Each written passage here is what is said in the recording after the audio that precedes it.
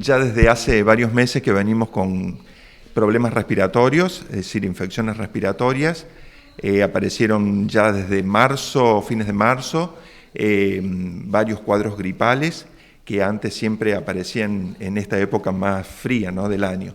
Este año aparecieron antes y bueno, en muchos casos, ¿no?, en numerosos casos de cuadros gripales.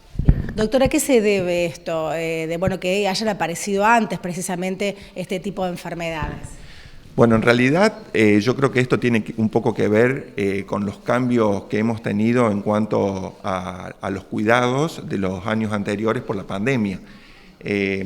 Los años anteriores, un año y medio atrás, no salíamos, estábamos en casa guardados y aparte usábamos barbijo, teníamos mucho más cuidado.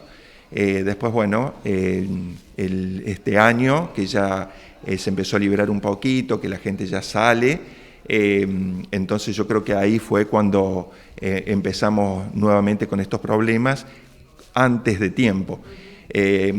Los años anteriores hemos visto muy pocos casos de gripe, o por lo menos, y en los chicos sobre todo también los casos de bronquiolitis, hubo mucho menos casos, y yo creo que la inmunidad ante esos tipos de virus había disminuido un poco al no estar en contacto y por lo tanto este año al liberarse empezó antes. Creo que eso fue la causa. Doctor, ¿a qué grupos está afectando? De edades me refiero. No hay un grupo determinado, tanto chicos como grandes son afectados por estos cuadros virales y más ahora con la llegada del frío.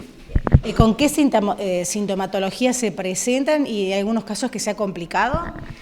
La sintomatología es la típica de los cuadros respiratorios de esta época. Primeros empiezan con infecciones respiratorias altas, con rinitis, con dolores de garganta, con tos seca.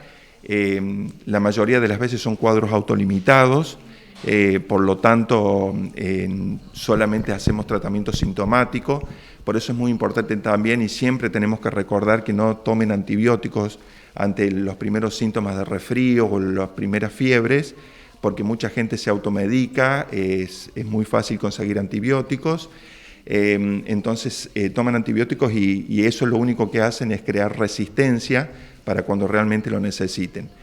Sí, por supuesto que puede haber complicaciones en algunos pacientes, desde complicaciones más banales como una sinusitis, una otitis o una bronquitis, hasta neumonías que ya son complicaciones más severas.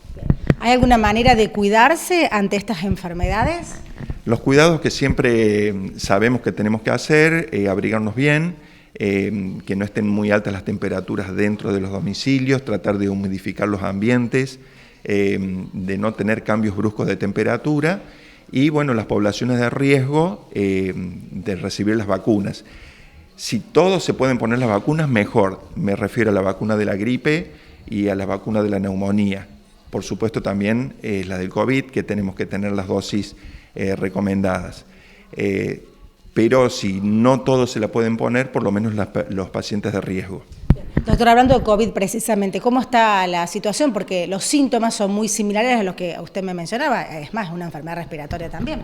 Son iguales los síntomas, es muy difícil, no podemos distinguir cuando un paciente viene con un cuadro respiratorio a qué virus corresponde, si a un virus de la gripe o virus o estados gripales o a COVID. Gracias a Dios tenemos muy pocos casos de COVID, hemos tenido un par de casos la semana pasada de pacientes de personas que habían viajado al exterior.